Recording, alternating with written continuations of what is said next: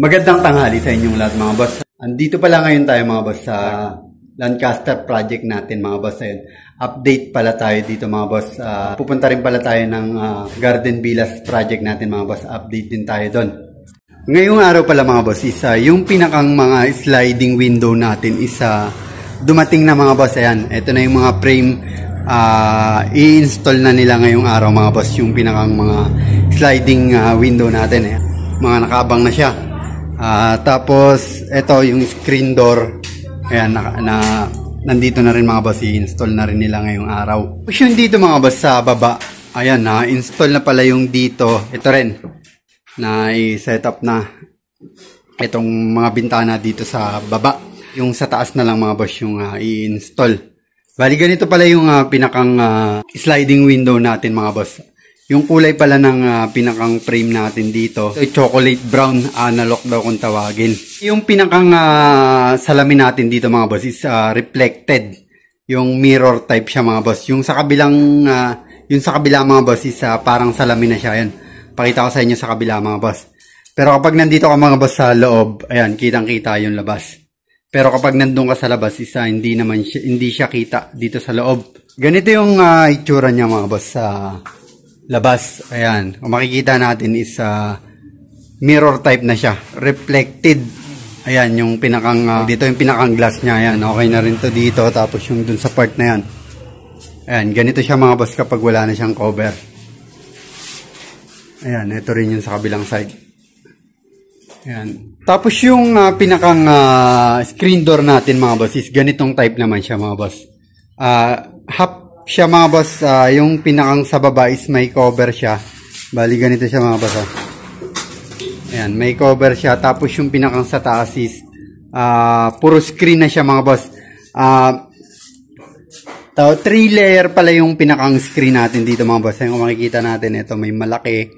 Tapos yung pinakang medyo maliit. Tapos yung isa is yung screen talaga siya, yung hindi makakapasok yung lamok. 3 layer siya mga boss. Ayan. Ganito yung pinakang design mga boss. Ayan. Ayan. Same lang rin yung pinakang frame na ito mga boss. Ayan. Analog rin kung tawagin.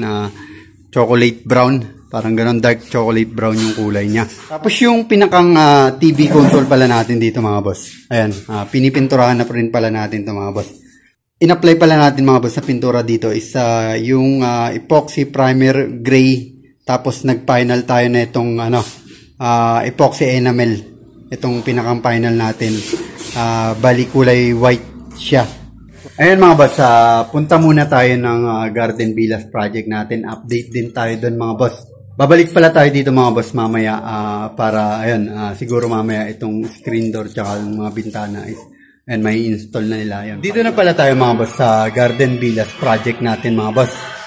Yung pinakang kisame pala natin dito mga boss sa ground floor is natapos na pala natin mga boss latagan ng hardiplex. Ayan. Nakabitan na natin lahat mga boss yung dito sa first floor natin mga boss. Ayan. Hanggang dito siya mga boss. Ayan. Nakabitan na natin ng hardiplex. Tapos yung pinakang itong extension na ito mga boss. Ayun, dumating na rin pala yung pinakang steel deck natin. Ayun, ini-install na rin natin ngayon yung steel deck natin mga boss. Ayun, design pa rin mga boss yung setup ng pinakang patungan natin ng tubular na 2x2. Ay sa ulit na pinakang channel bar mga boss. Shoring jack pa rin yung gamit natin na tukod mga boss. Ayan, bali ganito pa rin yung pagkakasetup nung pinakang tukod natin sa ilalim. Tapos ito pala mga boss yung area na to. Ito nga yung pinakang may overlap tayo na 1 meter. Dito yung pinakang magiging landing nung pinakang hagdan natin mga boss. Tapos yung pinakang drywall natin dito mga boss sa second floor. Ayan.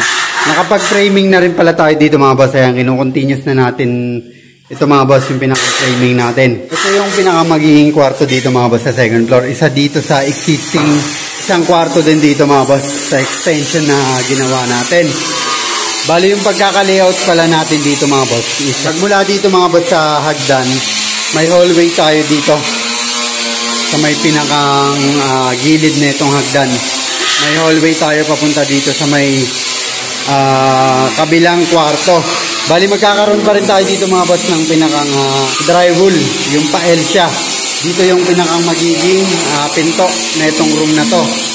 Tapos dito sa area na to mga boss, may hallway din tayo dito. Papunta dito naman mga boss. Bali ito is bubuksan natin tong area na to. Ito naman yung pinaka magiging access natin papunta ng 3rd floor mga boss. Bali papunta dito mga boss, ayan. Kung makikita natin yung pinakang overlap natin dito. Kaya tayo nag-overlap. Dito yung magiging location ng pinakang hagdan natin mga boss papunta ng 3rd floor. Bali ito na lang mga boss, yung isa na lang dito yung kulang. Tapos ito yung sa overlap natin. Ayan, steel deck din yung ilalagay natin dito mga boss.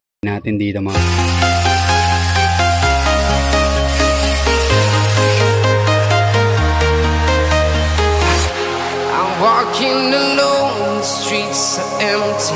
The only thing I can see is my own silhouette. I'm getting stronger, step by step. The clock is ticking, but there's no time for regrets. I've been flying from town to town, from London to Taiwan. I've been all around the globe, trying to protect your soul. We are heroes tonight. We will fly above the sky. We are heroes tonight. Yeah. Ayan. Yung pinaka extension natin dito mga boss na totally na ilatag na natin. Glalatag na rin tayo ng bakal sa taas. Tsaka yung mga wini-weldingan natin para dun sa mga salon ng steel deck natin. Ayan. Tapos natakpan na rin pala natin ito mga boss. Yung pinaka mga groove. Ayan, yung dito. Natakpan na rin natin. Bali yung sa part na lang na ito mga boss. Yung tatakpan natin. Piniprepare na natin ito para sa buhos mga boss. Yung pinakang framing natin dito mga boss para sa drywall natin dito para sa isang room. Ayan, natapos na pala natin mga boss. Ayan. Siguro by Monday mga boss is yung hamba dito is may install na natin. Inuuna muna natin ito mga boss, mabuhusan muna itong pinakang slab na ginagawa natin dito. Ayan, sa mga wala pang idea mga boss about sa framing naman ng drywall, ayan, ulitin na lang ulit natin mga boss dun sa mga hindi nakakasubaybay sa mga previous nating video mga boss. Ayan, sa pagda-drywall mga boss, gumagamit pala tayo mga boss ng metal track. Ito is metal stud. Yung meron siya nakabend dito sa may pinakang gilid niya. Ito, ang tawag naman dito mga boss is metal track. Ito naman yung ginagamit natin para dun sa square natin na framing. Para isasalpak na lang natin tong pinakang metal stud natin. Tapos ang pagdidikit naman mga boss sa wall, ayun, the same pa rin sa pagpipraming ng kisame. Ayun, ito, nail gun pa rin yung ginagamit natin. Para talagang matibay siya mga boss. Tapos dito sa baba, ayun, ganun din mga boss. Sa mga space natin mga boss, yung pataas natin mga boss, the same lang sa kisame mga boss, 16 inches din yung mga layo na itong pinakang pataas natin. Tapos yung pahalang naman natin mga boss is 2 feet na yung agwat natin yan mga boss. 2 feet para sakto pa rin dun sa mga dugtungan natin kapag naglatag tayo ng hard deflex mga boss. Ayun, ganun ginagawa natin mga boss sa pagpipraming. Sa paglalagay naman ng hamba mga boss is ganun pa rin mga boss. Mas maganda mga boss kapag nagda-drywall tayo, mas maganda is mauna yung mga pinto natin o kaya pwede namang hamba lang muna yung orderin natin para maikabit natin ng maayos dito mga boss sa mga metal stud natin. Mas maganda kasi ito mga boss is dito nakatornilyo papunta sa hamba natin. Unlike mga boss, magmumula tayo sa hamba papunta dito sa metal stud. Mahina yung kapit niya mga boss. Mas matibay yung kapit niya kapag nagmula tayo dito papuntang hamba. Ayan. Ito mga boss, itong mga kantuhan na to is hindi pa to totally nakapix. Ayan, adjustable pa to mga boss. Na-adjust pa sayang, makikita natin. Na-adjust pa to. Pwede pa nating i-adjust. Ganun yung diskarte na ginagawa natin para in case na ayun nga, nauuna tayong mag-framing, wala pa yung hamba, hinihintay natin yung hamba, ma-adjust pa natin to mga boss.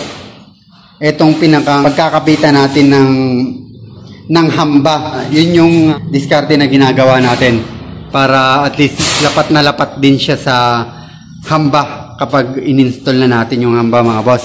Tsaka na natin to, mga boss, i-continuous once na matapos nating buhusan itong area na to, mga boss. Ayan, itong pinakang slab natin dito sa may gilid. Ayan, naglalatag na rin tayo ng bakal dito, mga boss. Nakapag-abang na rin pala tayo, mga boss, ng PVC dito.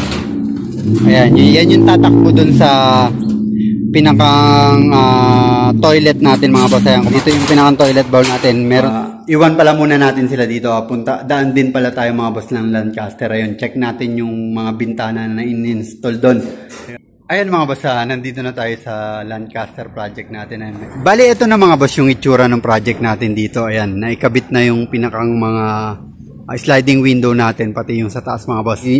Hindi pa siya totally tapos, mga boss. Babalik pa bukas yung mga nag-i-install dito. Ayan, lilinisin pa to, mga boss. Tapos, itong mga gilid, mga boss, is lalagyan pa ng pinakang sealant to, mga boss. Ayan, tapos ito, dito sa side na to. Ayan, naikabit na rin to dito, mga boss. Ayan, tapos ito, mga boss, na-finalan na rin pala natin yung pinakang TV console natin, mga boss. Ayan, naka-white na siya, mga boss. I-install na lang natin yan doon once na matuyo na, mga boss. Try natin bukas. Ayan. Tapos yung screen door pala, mga boss. Ito, na-install na rin yung dito sa baba na screen door. Bali yung sa taas na lang yung i-install. Bukas pa nila i-install yan, mga boss. Ayan, mga boss, yung itsura dito sa taas.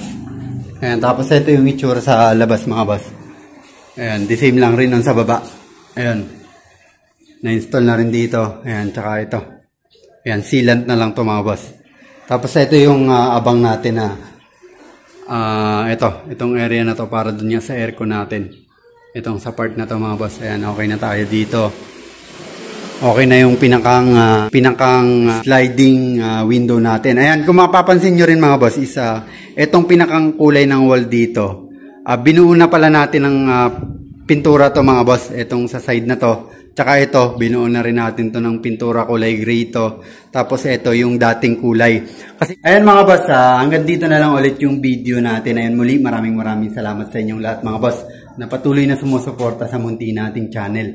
Ayan, putulin ko na ulit dito, mga boss. Kita-kita na lang tayo sa susunod nating video, mga boss. Muli, maraming salamat. Ingat na lang tayo palagi, mga boss. Ayan, God bless sa ating lahat.